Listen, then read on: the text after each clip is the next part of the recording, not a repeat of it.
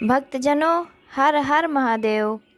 श्री शिव महापुराण भाषा विद्येश्वर संहिता का 14वां अध्याय अग्नि यज्ञादि विवेचन। ऋषि बोले, हे प्रभु, अग्नि यज्ञ, देव यज्ञ, ब्रह्म यज्ञ, गुरु पूजा तथा ब्रह्म तृप्ति को क्रम से हमें बतलाइए। सूत जी बोले, अग्नि में द्रव युक्त हवन करना ही अग्नि यज्ञ है।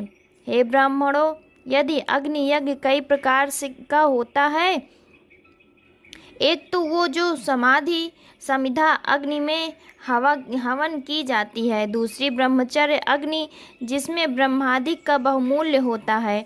जब तक विवाह नहीं होता तब तक वो ब्रह्मचारी है, और जब विवाह हो जावे तब 2 समय अग्नि यज्ञ करें। परंतु जिन महापुरुषों ने अपनी आत्मा में ही अग्नि आरोपण की हो, वो वनवासी हो, तो ऐसे पतियों के लिए समय पर थोड़ा और हितकर भोजन कर लेना ही अग्निहोत्र है। विवाह के समय से अग्निसंधान को सदैव सुरक्षित रखना योग्य है। उसे कुंड या भांड में रखें जो कि सर्वदा सुरक्षित रहे और कभी न बुझे। ऐसी अग्नि अजस्त्र अग्नि कहलाती है। हे ब्राह्मणों, सायंकाल को की अग्नि आहुति से संपत्ति बढ़ती है और प्रातःकाल की अग्नि आहुति से आयु बढ़ती है, तथा दिन में इंद्रादिक सब देवताओं के उद्देश्य से अग्नि को जो आहुति दी जाती है वो अग्नि यज्ञ देव यज्ञ कहलाता है।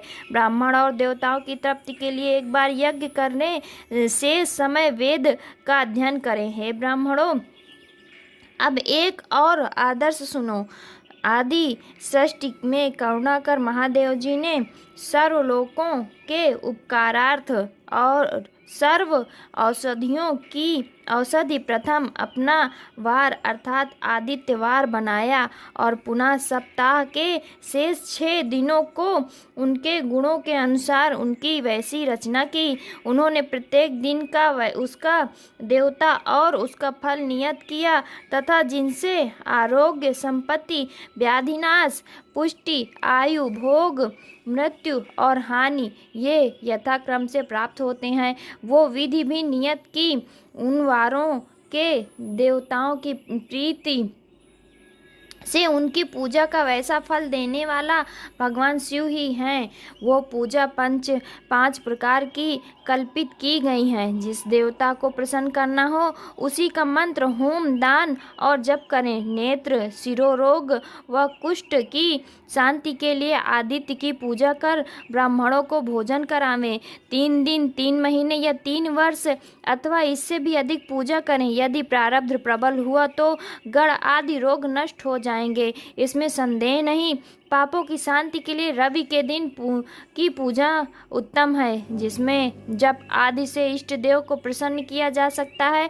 लक्ष्मी के लिए सोमवार को लक्ष्मी पूजा करें। रोग शांति के लिए मंगलवार उत्तम है, और इस दिन काली आदि का भजन पूजन करें, और उर्द, मूंग आदि 4 सेर देकर ब्राह्मणों को भोजन करावें। बुध के दिन विष्णु का दही से वह अनेक प्रकार से भजन पूजन करें तो सर्वदा पुत्र, मित्र, कलत्र की पुष्टि होवे।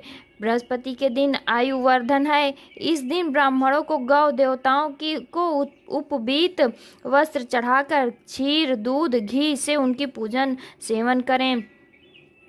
भोगों की इच्छुक शुक्रवार को जितेंद्रिय हो खट रस भोजन युक्त देवताओं और ब्राह्मणों की पूजा करें। स्त्री प्राप्ति के लिए शनिवार के दिन रुद्र आदि का भजन पूजन करें, और तिल का होम, दान और तिल का भोजन करावें। साथ ही उन दिनों के उन देवताओं को नित्य पूजा, स्नान, दान, जप, होम और तर्पण करें। देश, काल, पात्र का विचार कर जो श्रद्धा सहित इन वारों के नियम का पालन करता है, उसे इस देवोपासन द्वारा सब कुछ प्राप्त हो जाता है। ब्राह्मणों को मंत्र पूर्वक और शूद्रों को तंत्र विधि से पूजन कराना योग्य है। धना भाव हो तो तप से देवताओं की उपासना करें, धनी हो तो धन से पूजन करें, परंतु जो कुछ करें श्रद्धा से करें।